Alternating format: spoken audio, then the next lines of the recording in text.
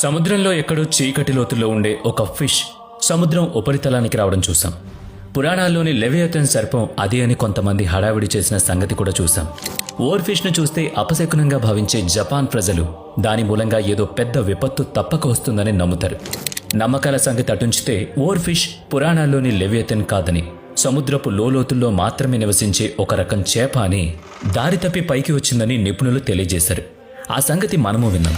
అటువంటిదే మరో జీవి goblin shark, ఇంకో జీవి ఏంజలర్ fish, మరొక జీవి జైంట్ స్క్విడ్.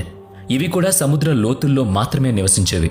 ఇప్పుడు ఇవి కూడా తరచుగా సముద్ర ఉపరితల జలాల్లో, తీర ప్రాంతాల్లో కనిపిస్తుండడం ఆశ్చర్యాన్ని కలిగిస్తోంది. లక్షలాది సంవత్సరాలుగా జనసామాన్యం కంటపడని సదరు జీవులు ఇప్పుడు ఏ వాతావరణ పరిస్థితుల ప్రేరణ వల్లనో బయటకొస్తున్నాయి.